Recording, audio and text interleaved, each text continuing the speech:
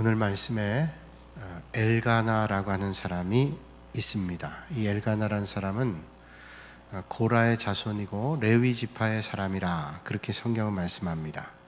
근데 이 사람이 아마도 에브라임 산지에 살았던 것 같아요. 그래서 어떤 사람들은 이 사람이 에브라임 지파가 아닌가라고 착각을 하지만 에브라임 산지에 살고 있었던 레위의 자손이었던 것이 틀림이 없습니다. 오늘 이 엘가나에게는 부인이 둘이 있었습니다. 하나는 한나라고 하는 사람이고 또 하나는 분인나라고 하는 사람. 한나라고 하는 사람의 이름의 뜻은 은혜라고 하는 이름을 가지고 있는데 이 한나에게 안타깝게도 자식이 없었습니다. 그런 반면에 분인나에게는 자식이 있었습니다. 그러니까 한 남편의 두 아내에 하나는 자식이 없고 하나가 자식이 없으니 이 문제거리가 생길 소지가 있죠. 이 한나와 분인나에게도 이것 때문에 갈등이 있었습니다. 아마도 성경이 말씀하는 바로는 엘가나가 한나를 많이 사랑한 것 같아요. 그러니까 엘가나가 한나에게 가끔 얘기하기를 10자식이 무슨 소용이냐, 내가 그들을 사랑하는데, 그런 고백을 했어요. 10자식보다 더 그들을 사랑한다는 말이죠. 그럼에도 불구하고 그것 때문에 마음이 많이 안타깝고 힘들었던 모양이고, 분인나는 자기가 자식이 있는 것 때문에 한나의 마음을 자꾸만 분하게 하고 격동시켰던 것으로 보여지게 됩니다. 특별히 매년 하나님 앞에 이스라엘 남자들이 3번 가서 제사를 드리는데, 이 가정은 매년제와 서원제라고 하는 것까지도 드리는 그런 믿음의 가정이었던 것 같습니다. 그러니까 이때만 되면 더 한나와 분인나의 마음 상태가 힘들어지는 그런 때였단 말이죠. 오늘도 마찬가지입니다. 멀쩡하다가 교회를 가려고 그러면 시험이 올 때가 있습니다. 다툼이 일어날 때 있어요. 하나님의 일을 감당하려고 하면 시험이 올 때가 있습니다. 또 전도하려고 하면 전도를 막는 일들이 있고, 신방을 가려고 그러면 전혀 왕래가 별로 없던 사람이 와서 신방 오는 것에 어려움을 주기도 합니다. 그래서 우리가 어려움 만날 때, 더 시험을 만날 때 기도로 준비해야 되죠.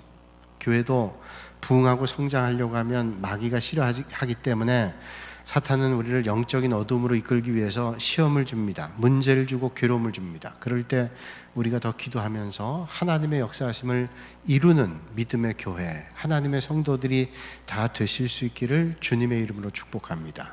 그러면 그 시험이 우리의 믿음을 견고하게 하고 그 문제로 우리는 더 믿음이 든든해지게 되는 축복을 얻게 된다는 사실이죠. 사실 우리의 삶에는 어떤 사람도 예외 없이 시험이 있고 문제가 있습니다. 시시각각 다가오는 문제들을 모든 사람이 만나게 됩니다. 때로는 큰 문제를 만나기도 하지만 어떤 때는 작은 문제를 만나기도 해요. 그건 상대적으로 작은 문제일 수 있지만 그 작은 문제를 만나는 사람에게는 큰 고통이 될 때 있습니다. 밖에서 볼 때는 아무런 고통이 아니라 할지라도 신발 안에 있는 모래 하나, 작은 돌 하나가 그 사람에게는 얼마나 고통을 주는지를 몰라요. 그래서 고통스럽게 하기도 하고 고민스럽게 만들기도 하고 스트레스를 주기도 하고 밤잠을 못 자게 하기도 합니다. 그런데 사실 이 땅에 살고 있는 사람은, 고민 없는 사람, 문제 없는 사람은 아무도 없다라고 하는 거죠. 그러니까 문제가 없다면 그 사람이 문제라는 거예요. 이 세상에 사는 사람은 다 문제가 있다라고 하는 거죠.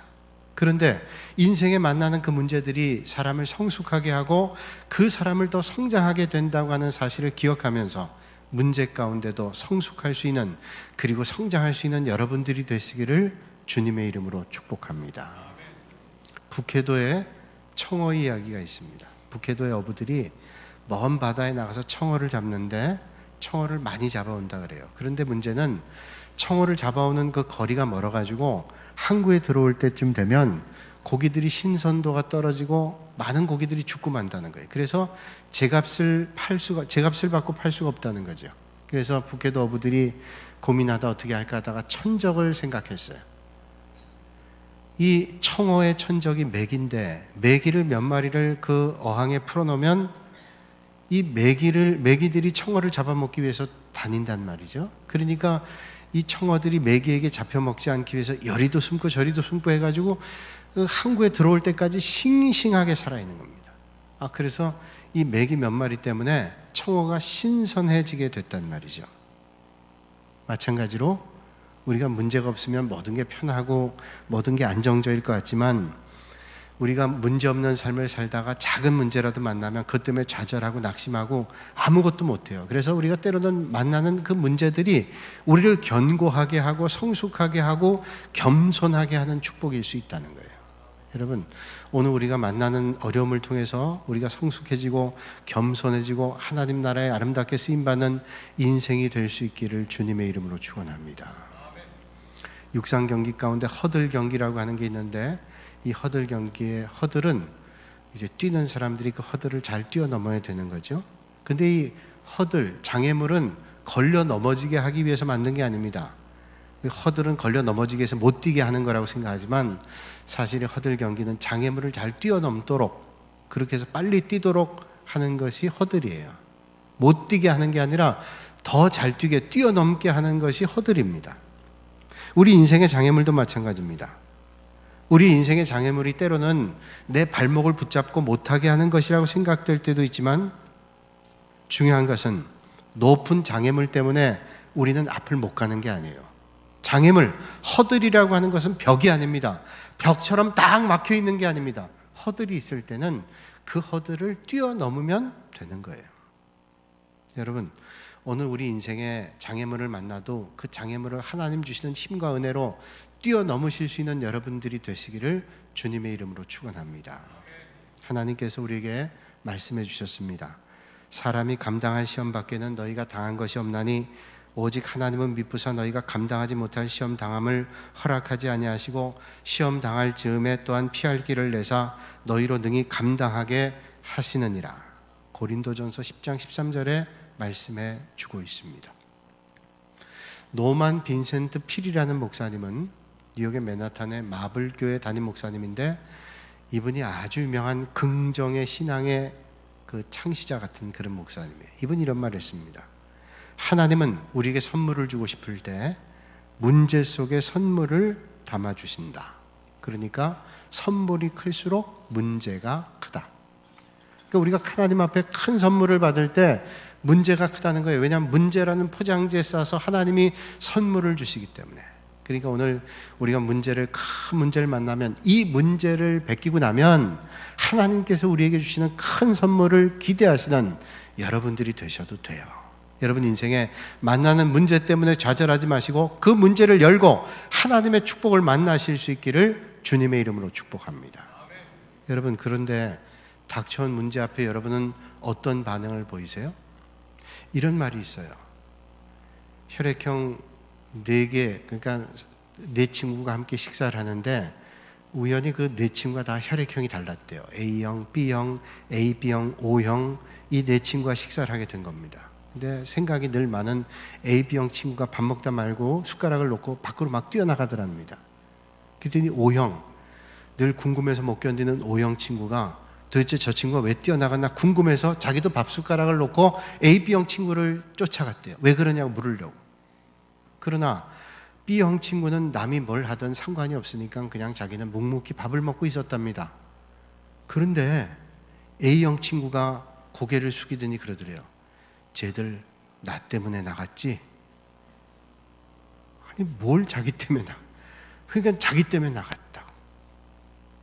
여러분, 어떤 사람은 문제를 만날 때 고민합니다. 밤새도록 고민하고 걱정합니다. 그래서 누울누울합니다. 그 문제를 헤어나오질 못해요. 근데 어떤 사람은 좋은 상담자를 만납니다. 또 목사님 만나거나 신앙의 선배를 만나서 문제를 의논합니다. 그리고 하나님 앞에 기도합니다. 또 어떤 사람은 문제를 만날 때 체념합니다. 그 문제에 대해서 관심이 없습니다. 에이, 문제야 뭐야, 하여튼 나는 상관없다, 그리고 체념합니다. 그런데 이것도 좋은 방법이 아니에요. 그 문제를 해결하는 게 아니라 그냥 덮어두는 겁니다. 병이 있는데 덮어두면 그 병이 없어지나요? 체념하는 것은 해결의 방법이 아니고 가장 좋지 않은 방법이에요. 그러면 어떻게 해야 될까요? 오늘 우리 인생의 문제를 누구나 다 만난다 그러는데 우리는 어떻게 해야 될까요? 대기업 가운데 삼성, LG 같은 데는 반도체로 유명하죠. 반도체가 유명한데 이 반도체를 만드는 공장을 가보면 거기 일하는 분들이 다 방진복이라는 걸 입고 있습니다. 마스크하고 안경 끼고 다 옷을 입고 그렇게 일합니다. 왜냐하면 이 반도체에 아주 좋지 않은 것이 먼지, 분진 이런 것들이에요. 사람이 입기만 하도 먼지 하나도 이게 아주 반도체에 좋지 않기 때문에 방진복 입고 일하는 겁니다. 사람의 몸의 각질이 이게 떨어지면 반도체 장애가 돼요. 그래서 방진복 다 입고 마스크 하는 겁니다. 우린 눈에 보이지 않지만 사람의 각질이 매일 떨어집니다. 뭐 발뒤꿈치나 아니면 겨울에 환절기 때 우리의 피부가 벗겨지는 그 정도가 아니라 눈에 보이지 않아도 계속 벗겨져서 5년이 되면 우리의 세포가 완전히 바뀐다 그래요. 그러니까 눈에 보이든 보이지 않든 계속 우리는 세포는 새롭게 변화가 되는 겁니다. 만약에 세포가 변화되지 않는다면 그 사람은 죽은 사람이에요. 죽은 사람은 세포가 살아나지 않습니다. 살아있는 사람은 계속 변화가 된다는 거예요. 계속 죽음과 변화하는 거예요. 죽어가는 각질을 벗겨내고 새 피부가 나오는 그런 싸움이 날마다 있는 겁니다. 우리 영적인 삶에도 마찬가지입니다. 우리의 삶에도 아무런 변화, 영적인 변화가 없으면 그 죽은 사람이에요. 우리의 믿음도 날마다 변하는 거예요. 어제보다 오늘 더 변화가 돼서 죽은 세포는 벗겨내고 새로운 세포로 우리의 믿음이 바뀌어지게 되는 거예요. 그리스도인들 가운데 마음의 평안 때문에 예배당 나온 분들이 있어요. 아마 여기도 계실 겁니다. 그 뭐 틀린 얘기가 아닙니다. 우리가 예수님 믿고 주님의 인도하심을 받으면 마음의 평강을 얻는다고 하는 것은 너무도 귀한 일이에요. 그런데 믿음 생활하는데 마음의 평강만 있는 게 아닙니다. 차라리 안 믿었더라면 마음의 평강이 있을 만한 일도 만날 때가 있어요. 그 왜 그럴까요? 오늘 우리가 예수 그리스도를 믿음으로 마음의 평강을 얻는 건 맞지만 때로는 예수 그리스도를 믿음으로도 마음의 평강을 얻지 못할 때도 있어요. 그렇다고 믿음 생활을 포기하겠습니까? 만약에 우리가 마음의 평강만을 위해서 신앙생활을 한다면 평강을 얻지 못하면 믿음 버려버릴 거예요. 믿음 생활이라고 하는 것은 마음의 평강이 아니라 예수 그리스도를 믿음으로 하나님의 뜻과 계획을 우리가 실천하는 삶을 살아가는 삶을 살아가는 거예요. 그러니까 예수 그리스도를 믿으면서 마음의 평강을 얻기도 하지만 어떤 때는 어려움을 만나기도 해요. 그렇다고 믿음 포기할 수 없어요. 만약에 마음의 평강만을 목적을 가지고 믿음 생활한다면 어려움이 온다면 믿음 다 버립니다. 그리고 봉사하고 섬길 이유도 없어요. 왜? 내가 편하려고 믿음 생활하는데 무슨 섬김이 필요하고 믿음의 훈련이 필요해요. 잊지 말아야 될 것은 믿음 생활이라고 하는 것은 하나님의 뜻을 이 땅에 이루기 위해서 날마다 믿음의 길을 걷는 거예요. 그러니까 좁은 길 가는 겁니다. 날마다 힘겨운 길, 좁은 길 가는 거예요. 영적 싸움을 계속하는 겁니다. 그래서 죽은 피부를 벗겨내고 새로운 새 삶을, 새 살을 나게 하는 그런 변화를 날마다 하는 것이 믿음의 길이라는 거예요. 여러분 그런 말 들어보셨죠? 교회는 유람선이 아니라 군함이라. 이 세상에서 험한 파도와 싸우고 죄와 싸우고 유혹과 싸우고 마귀의 시험과 싸우는 군함이에요. 그래서 이 군함에서 전쟁에서 승리해서 하나님의 나라를 이뤄나가는 군함이지 그저 여기저기 구경하고 다니는 유람선이 아니라고 하는 것입니다. 그렇다면 우리가 문제를 만날 때 어떻게 해야 될까요? 문제를 맞닥뜨리는 거예요. 없는 거야. 이 문제는 난 그냥 없다고 생각할 거야. 이게 아니라 문제 전공법으로 만나는 겁니다. 그래서 정면으로 승부를 거는 겁니다. 문제를 무시하고 체념하고 없는 것처럼 여기면 그 문제는 골마서 더 큰 문제가 돼서 결국은 그 사람을 죽게 만들 거예요. 문제를 정면 대결하는 겁니다. 그래서 그걸 해결해 나가는 거예요. 내 힘으로는 부족하기 때문에 그 문제를 해결하기 위해서 어떻게 해요? 이 문제를 해결할 수 있는 사람, 이 문제를 해결할 수 있는 분에게 나가야 되는 거예요. 그래서 믿음의 사람은 이 세상에서 세상 사람도 문제를 만나고 믿음의 사람도 문제를 만나는데 믿음의 사람은 문제를 만날 때 문제를 해결할 수 있는 하나님 앞에 나가는 거예요. 오늘 이 아침에 여러분 삶에 아무리 큰 문제를 만났다 할지라도 그 문제를 해결하실 수 있는 하나님 앞에 나가실 수 있기를 주님의 이름으로 축원합니다. 그래서 믿음의 사람은 문제를 만나면 기도하는 겁니다. 오늘 한나를 보세요. 한나가 마음이 괴로워서 여호와께 기도하고 통곡하며 그랬어요. 한나가 마음이 괴로웠어요.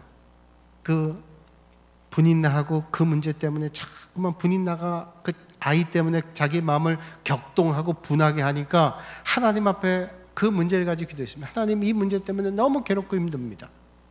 얼마나 기도했던지 이 한나의 기도를 엘리가 봤습니다. 오늘 15절에 말씀하시기를 한나가 대답하여 이르되 내 주여 그렇지 아니하니이다. 나는 마음이 슬픈 여자라 포도주나 독주를 마신 것이 아니오 여호와 앞에 내 심정을 토한 것뿐입니다. 엘리가 가만 보니까 성전에서 날마다 기도하는 여인을 보니까 이게 술 취한 여자 같아요. 포도주나 독주를 마신 것 같습니다. 그랬더니 한나가 나는 술 마신 게 아니라 하나님 앞에 내 마음을 토한 겁니다. 얼마나 간절히 하나님 앞에 기도했던지 제정신이 아닌 것처럼 그렇게 보였다는 거예요. 여러분, 오늘도 우리가 여러분 만나는 문제, 사람은 몰라도 하나님께서 아실 거예요. 그 하나님 앞에 토해놓고 하나님 앞에 부르짖을 때 하나님께서 그 문제를 하나님의 선한 것으로 바꿔 여러분의 삶의 자리에 아름다운 열매, 문제를 풀고 만나는 축복의 선물을 여러분들이 만나게 될 줄로 믿습니다. 간절하게 하나님 앞에 나가요. 이건 안 돼. 이건 도저히 해결할 수 있는 문제가 아니야. 이거는 하나님도 안 돼라고 하는 문제가 있어요? 하나님이 안 되신 문제가 어디 있어요? 죽은 사람도 일으키신 하나님께서 왜 해결하지 못하시겠어요? 누가복음 5장 보면 중풍병자를 앓고 있는 한 사람을 친구들이 예수님께 데리고 갑니다. 근데 사람들이 너무 많으니까 예수님 앞에 갈 수 없는 거예요. 근데 이 중풍을 앓고 있는 친구도 낫기를 원하고 친구들도 이 친구를 좀 낫게 해주고 싶은데 예수님께만 가면 꼭 나을 수 있는 거 아는 거예요. 그게 어떻게 하겠어요? 지붕 위로 올라갑니다. 그리고 지붕을 뚫어요. 그리고 지붕 위로 그 친구를 내리는 겁니다. 엄숙한 예배의 자리, 주님의 말씀을 전하는 그 자리에, 예수님 계신 그 자리에 지붕을 뚫고 이 친구를 내린다는 게 얼마나 두려운 일이겠어요. 지붕을 뚫으면 조용하겠습니까? 쿵쾅거리는 소리가 나지, 사람들 쳐다보지. 그런데 지붕을 뚫고 자기 친구를 내립니다. 사람들이 얼마나 쳐다보며 비난했겠어요. 얼마나 사람들이 눈총을 줬겠습니까? 그러나 간절함이 그 눈총을 이겼습니다. 그리고 그 중풍병자가 주님을 만난 축복을 갖게 되는 거예요. 여러분, 오늘 여러분 문제보다 여러분들의 간절함이 크셔서 하나님의 응답해 주심을 만나실 수 있기를 바랍니다. 문제에 대한 해답이 하나님께 있다. 이걸 믿어야 문제를 가지고 나가지, 문제의 해답이 하나님께 있다는 사실을 깨닫지 못하면 절대로 못 가져가요. 그래서 간절함으로 하나님 앞에 부르짖어야 돼요. 한나의 기도가 제사장 엘리가 착각할 정도였습니다. 엘리 제사장이 성전문 밖에서 앉아서 보는데 엘리가 늘 와서 기도하는 거예요. 근데 소리는 안 들리는데 중얼중얼하는 소리가, 그런 모양이 보이는 겁니다. 저 사람이 술 먹었구만. 술 먹어서 저렇게 하고 있다 생각했어요. 그래서 13절 말씀 보니까 엘리는 그가 취한 줄로 생각한지라. 에베소서 5장 18절에 말씀하기를 술 취하지 말라 이는 방탕한 것이니 오직 성령의 충만을 받으라, 이렇게 말씀해요. 많은 게 있는데 성령에 취한 것과 왜 술 취한 것을 빗대서 말씀할까요? 왜 거룩한 것과 속된 것을 빗대서 말씀할까요? 여러분, 술 취한 사람이 어떻습니까? 술 취한 사람은 자기 정신이 아닙니다. 그래서 제가 술 취한 친구를 옛날에 보니까 자기는 똑바로 갔는데 지구가 움직인대요. 자기는 바로 갔는데 지구가 흔들린대요. 여러분, 술 취한 사람은 자기 정신이 아니에요. 자기 의지가 아닙니다. 자기 의지는 이쪽을 가고 싶어도 자기 의지대로 못 갑니다. 그러니까 가다가 넘어지기도 하고 그런 거예요. 성령에 취하면 어떻게 해요? 내 의지로 살지 않고 성령님이 내 걸음을 인도하시는 성령님의 인도하심을 따라 살아가는 것입니다. 그런 의미에서 성령의 취함이 술 취함과 같다, 그런 의미로 말하는 거예요.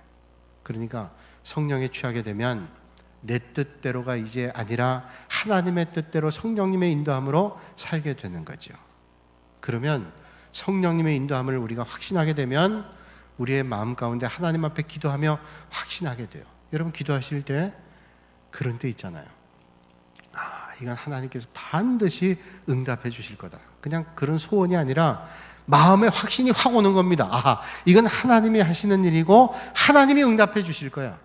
오늘 말씀 보세요. 18절에 이 한나가 엘리 제사장을 만나고 만 다음에 뭐라고 고백합니까? 다시는 근심빛이 없더라. 다시는 근심빛이 없대요. 여러분, 이때가 한나가 임신을 했던 때가 아닙니다. 한나가 아이를 가진 것도 아닙니다. 그런데 엘리 제사장이 하나님 앞에 기도하겠다고 너 아이 가질 수 있을 거란 그런 의도로 대답했어요. 그랬더니 이 한나가 그 마음속에 고백이 되어지기를 다시는 근심빛이 없었다. 마태복음 7장 7절 이하에 말씀하죠. 구하라 그리하면 너에게 주실 것이요 찾으라 그러면 찾을 것이요 문을 두드리라 그러면 너에게 열릴 것이니 구하는 이마다 얻을 것이요 찾는 이가 찾을 것이요 두드리는 이에게 열릴 것이니라. 빌립보서 4장 6절 이하에 말씀합니다. 아무것도 염려하지 말고 오직 모든 일에 기도와 간구로 너희 구할 것을 감사함으로 하나님께 아뢰라. 그리하면 모든 지각에 뛰어난 하나님의 평강이 그리스도 예수 안에서 너희 마음과 생각을 지키시리라. 아멘. 하나님 앞에 아뢰라 그랬어요. 하나님 앞에 아뢰면 어떤 걸 주신다고요? 마음의 평강을 주신대요. 지금 응답이 안 돼도 하나님 앞에 여러분들이 온 마음을 다해서 아뢰면 하나님의 인도하심이 여러분의 마음 가운데 들어와서 우리의 마음의 평강을 하나님이 주시는 샬롬이 넘친다고 말씀해 주고 있습니다. 이 평강은 환경이 주는 게 아니에요. 환경이 바뀐다고 마음의 평강이 오나요? 마음의 두려움과 염려 있는 사람은 아무리 좋은 환경으로 바뀌어도 두려움이 옵니다. 염려가 옵니다. 그러나 하나님의 인도하심을 믿는 사람은 환경이 어둡고 힘들어도 그 일을 통해서 역사하실 하나님을 바라보기 때문에 하나님이 주시는 마음의 평강과 기쁨이 샬롬이 넘치게 될 줄로 믿습니다. 그러니까 주님을 믿으시고 기도하는 순간 지금 응답이 보이지 않아도 하나님 앞에 기도하는 순간 여러분들의 마음을 주님께서 만져주셔서 평강으로 이끌어 주시는 거죠. 근심 빛이 없다는 것은 지금 문제가 해결되지 않은 순간이지만 하나님을 믿었기 때문에 근심의 빛이 없어졌어요. 예수 전도단을 창립하고 하와이 열방대학을 설립한 로렌 커닝햄이라는 목사님 계신데 이분이 책을 우리나라에도 번역된 책이 수십 권인데 그분 쓴 책 가운데 벼랑 끝에 서는 용기라는 책에서 그분이 초창기 때 이 조직을 만들어서 운영할 때 어려움을 하나님께서 해결해 주신 것을 이렇게 고백합니다. 한 번은 이분이 캐나다의 에드먼튼에 사역하고 있을 때 그 본부는 페사다나에 있었는데 페사다나의 비서가 전화를 했습니다. 목사님 큰일 났습니다. 우리가 지금까지 어렵게 이 조직을 유지해 나갔는데 오늘 당장 우리 이 모임을 위해서 지불해야 될 돈이 $5,200인데 지금 은행 잔고가 하나도 없습니다. $5,200면 어떻게 해요? 한 600만 원. 옛날의 가치로 하면 훨씬 더 큰 돈이겠죠? 그 600만 원 돈이 돈 있는 사람 모르지만 날마다 지출해야 될 게 많은 사람에게 600만 원은 너무너무 큰 돈. 순간 가슴이 철렁했어요. 여태까지 버텨왔는데 이제는 힘들겠다 생각하면서 그때 침대에서 내려와서 하나님 앞에 엎드렸습니다. 하나님 이게 내 일입니까? 주님 일입니까? 이게 하나님이 해결해 주시지 않아야 되겠어요? 하나님 앞에 부르짖었어요. 한참 기다가 있는데 몇 분 되지 않았는데 그 비서에게 다시 전화 왔습니다. 목사님 참 놀란 일입니다. 이제 은행에 우리 사정을 좀 말하고 연기하려고 얘기했는데 은행에서 통장에 돈이 들어왔다는 거예요. 영국의 어떤 은행에서 이름은 밝히지 않은 사람이 돈을 넣었는데 영국 돈으로 2,000파운드를 넣었다는 겁니다. 그런데 목사님 보세요. 2,000파운드를 달러로 환전해 보니까 정확하게 $5,200입니다. 할렐루야. $5,200가 정확히 들어온 거예요. 얘기했어요, 비서가. 이게 우연일까요, 목사님? 여러분 아시죠? 하나님이 하시는 일에는 절대로 우연이 없는 줄로 믿습니다. 하나님 간구하는 여러분들의 기도를 하나님께서 오늘도 응답해 주시는 줄로 믿습니다. 결국 하나님은 믿음의 사람 한나에게 사무엘의 출생을 허락해 주셨어요. 사무엘 이름의 뜻은 내가 구한 자가 여호와께로부터 왔다. 내가 간절히 하나님 앞에 구했더니 그 구했던 것이 하나님께로부터 왔다라는 거예요. 그토록 기도하고 그토록 기대했던 사무엘이 믿음의 가정을 통해서 출생하게 됐어요.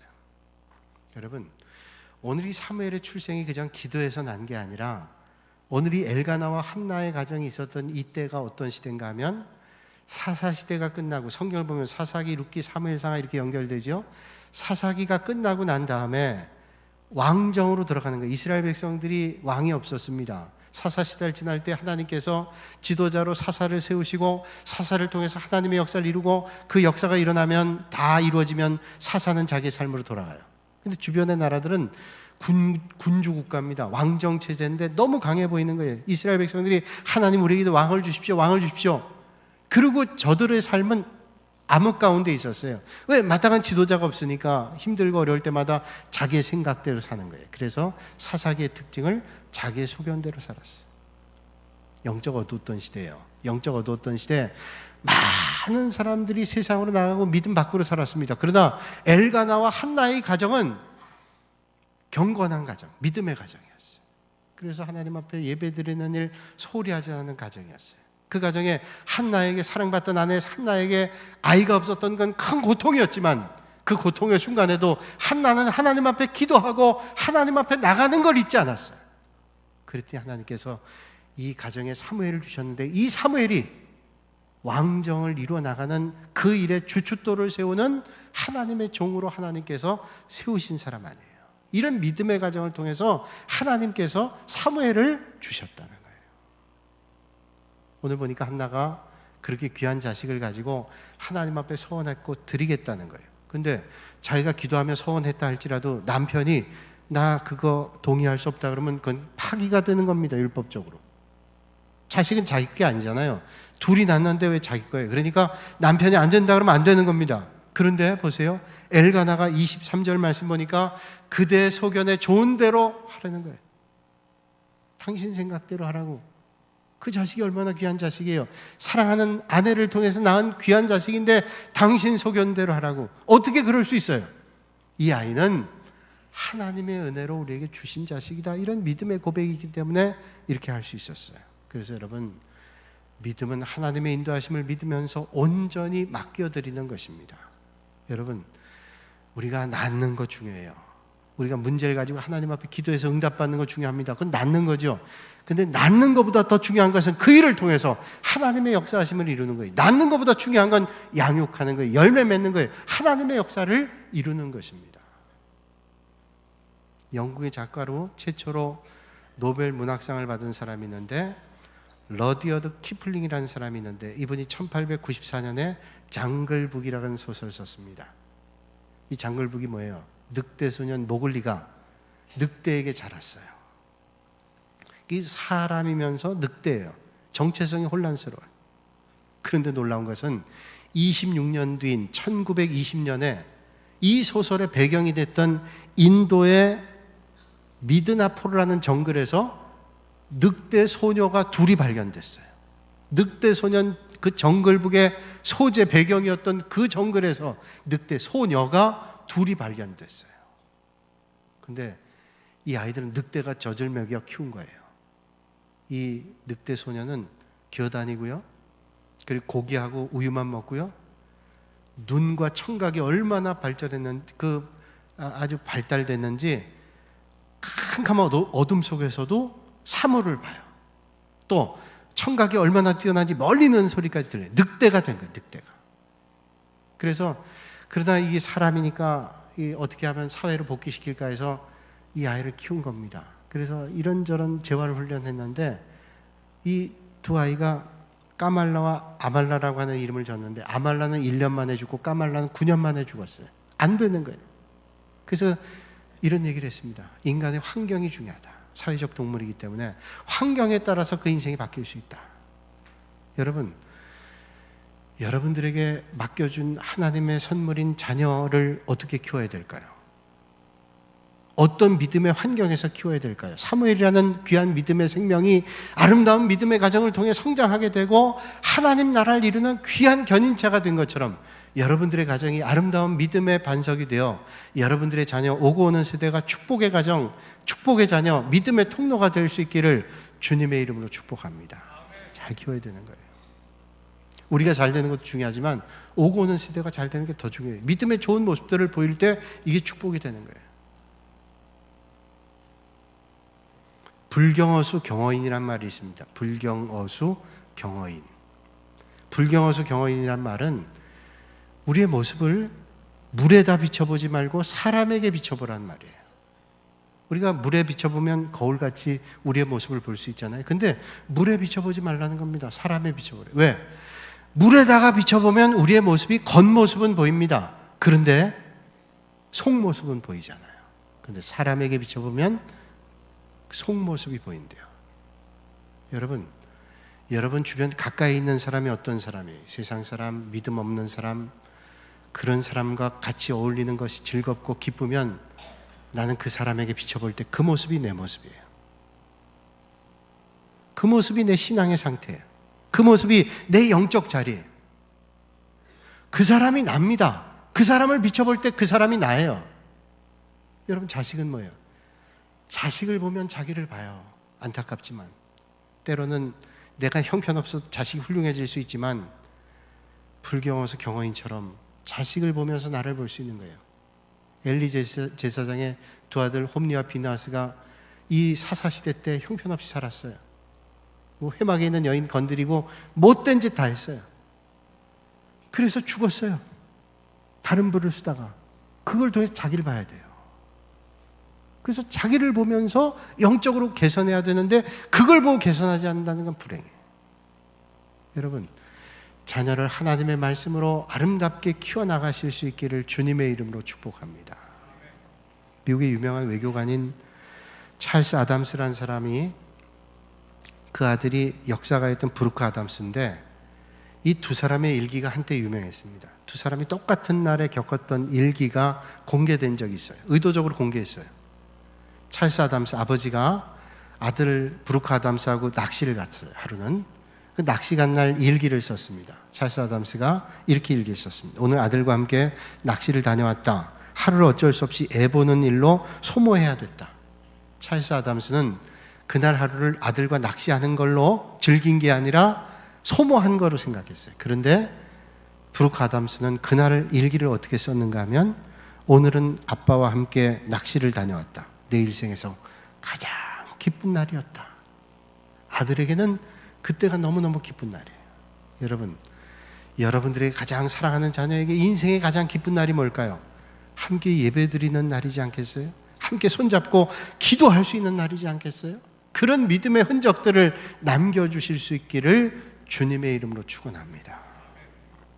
1889년에 두 아이가 태어났습니다. 한 아이는 오스트리아 부부 사이에 태어났는데, 이게 정상적인 가정이 아니었어요. 왜냐하면 이 오스트리아 부부가 사촌 남매예요. 사촌 남매. 그러니까 근친상간이에요.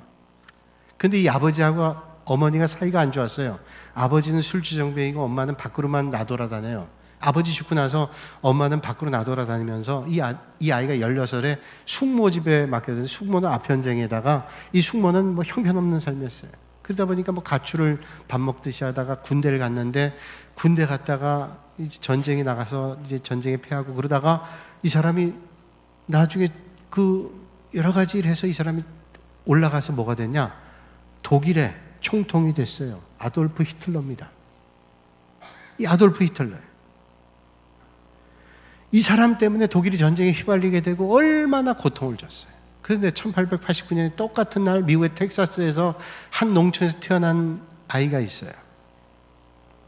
이 소년의 아버지 어머니가 믿음의 사람입니다. 농촌으로 이사한 것도 믿음 생활 잘하기 위해서 교회 근처로 이사간 거예요. 말씀을 먹이고 가정 예배를 드리고, 아버지의 가장 중요한 것은 하나님을 두려워하고 섬겨라. 이게 신앙의 교육이었어요. 이 아들도 자라서 군인이 되고 싶어가지고 웨스트 포인트에 갔습니다. 육군사관학교에 가서 장교가 됐어요. 그리고 세계대전 때 만나요. 아돌프 히틀러와 이 사람은 드와이트 아이젠하 만났어요. 그게 결국은 전쟁의 연합군이 승리하게 되죠. 1945년 4월 31일 지하 벙커에서 아돌프 히틀러가 죽었다는 걸 우린 들었습니다. 뭐 그게 아니다, 진짜다 한다. 하여튼 죽었어요. 아돌프 히틀러가 자살해서 죽었습니다. 많은 사람들이 쉽게 얘기하면 잘 죽었다 그랬어요. 그런데 1969년 80세 평화롭게 세상을 떠난 아이젠하워가 세상을 떠날 때 많은 사람들이 애도하고 슬퍼했습니다. 한 가정에서 어떤 믿음의 길을 걸었느냐가 중요한 거예요. 하나님은 결국 귀한 믿음의 가정을 통해서 사사시대를 마감하고 왕정시대의 귀한 제사장 역할을 하는 믿음의 사람을 이 한나의 가정에 통해서 사무엘이라는 하나님께서 보내신 귀한 인물을 보내셨어요. 여러분, 5월 사랑하는 귀한 여러분들의 가정에 그런 믿음의 선한 열매들이 오고 오는 세대에 많이 맺어질 수 있기를 주님의 이름으로 축복합니다. 자식들에게 좀 못해줄 수도 있어요, 세상적으로는. 그러나 정말로 중요한 건 뭐예요? 그 자식을 위해서 기도하고 말씀을 먹이고 그 자식을 위해서 날마다 하나님의 은혜를 구하는 것은 얼마든지 할 수 있잖아요.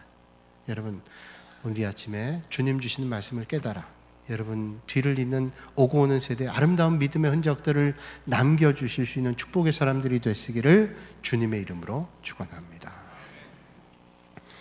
전능하신 아버지 하나님, 오늘도 이 아침에 저희를 불러주시고 하나님 앞에 예배드릴 수 있도록 은혜 주시니 감사를 드립니다. 아버지 하나님, 사랑하는 우리 믿음의 권속들의 가정이 믿음의 가정이 되게 하셔서 오고 오는 세대가 아름다운 믿음의 흔적들이 남겨지는 축복의 가정들이 되게 하여 주시옵소서.